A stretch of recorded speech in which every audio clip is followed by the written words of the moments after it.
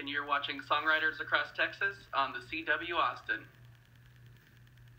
The song I'm about to play, She Calls Me Daddy, I wrote for my oldest daughter when she turned 16. She's 22 now, and for her 16th birthday party, I couldn't make it. I couldn't be there for her. And when she was little, about a year and a half, biologically she's not mine, but she took on my last name and everything, and I just was her daddy growing up. My wife at the time, when she was little, gave me a book called She Calls Me Daddy.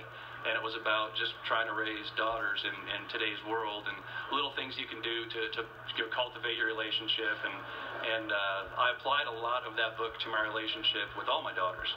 And anyway, so her birthday came around and I couldn't be there. And just naturally, we're songwriters, you know, we're going to write a song about it. So I wrote She Calls Me Daddy in about 15 minutes. And you can tell I wrote it quick. It's a very simple song. There's not a lot of, I love to play on words. There's really no plays on words in this song. It's just straightforward. And I recorded it and put it on YouTube right away. And then I put it on her Facebook page. And because I thought she'd love it, but it embarrassed her so bad. She did not talk to me for about 3 months. And then eventually Miles Williams cut the song, and it did pretty well for him on the Texas charts, and even nationally it did pretty well. So she thought it was cool that she could hear it on the radio now. And then I released it last year, and it did pretty well for me. So she loves the song now. It took me embarrassing her first, though, in order for her to like it. So she got over it, though.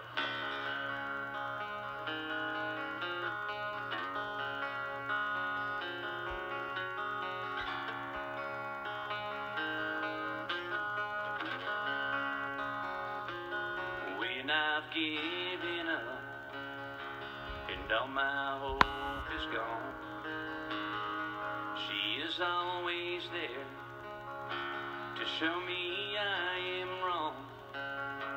'Cause she's that ray of sun cutting through the rain each time she smiles at me and she says my name. I call her beautiful, I call her pretty girl. She's a smile that's on my face, she is my whole world. I call her angel, I call her baby, I call her beautiful. She calls me daddy.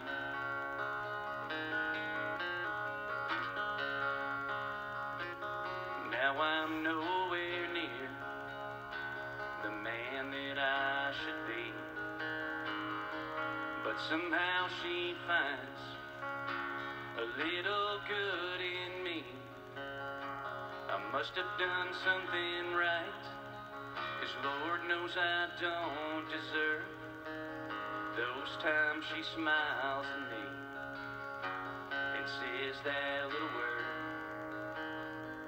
I call her beautiful, I call her pretty girl. She's a smile that's on my face, she is my whole world.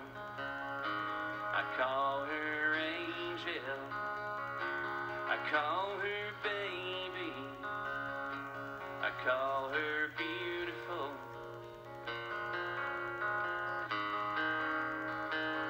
She calls me daddy.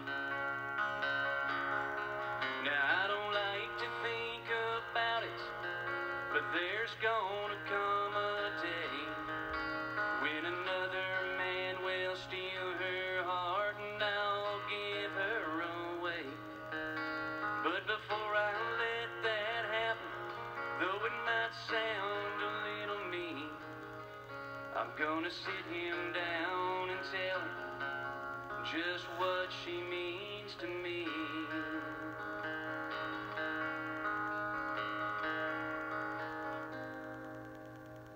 And I'll say she's beautiful, she's my pretty girl.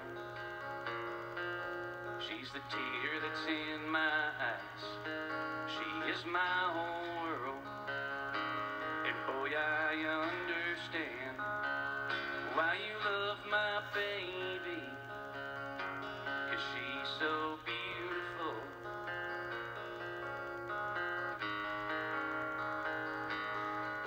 Jack's my little girl, and she'll always call me Daddy.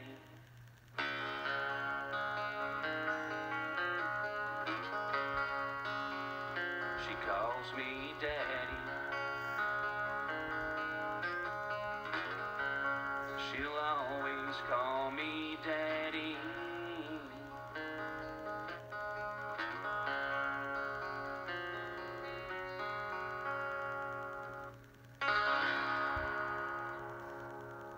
Well, I was playing, I would play at the contemporary worship service at church, and all the guys that played in that band, they were all older than me.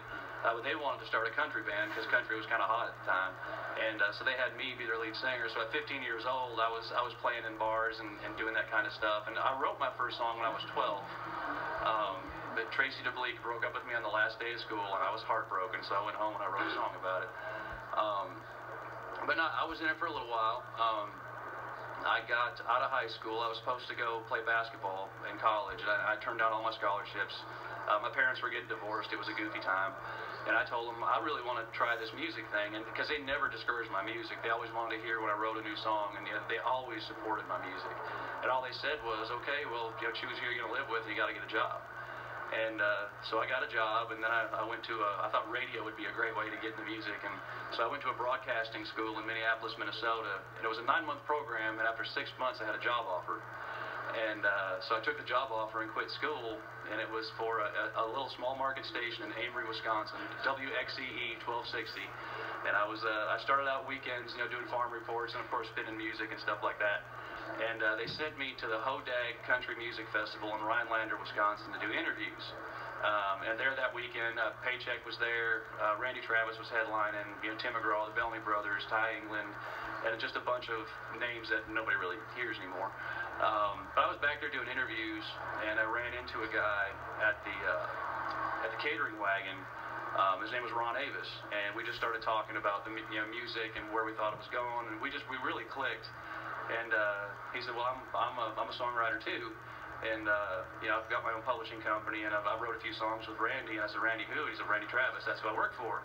And so he took me on Randy's bus and played me the song they had just cut. It was on his Full Circle album. It was called I Wish It Would Rain. And I thought, oh my gosh, this is so awesome. And Ron and I exchanged cassette tapes, because back then that's what it was. It was cassette tapes, and they're little work tapes. And he called me back about 3 days later and said, man, if you want to come to Nashville, I'll give you a publishing deal. And so I moved. I was 19 or 20 years old, and I moved there and started writing songs with Ron. And then he brought me in with Randy, so I wrote a few songs with Randy as well. Coming up next.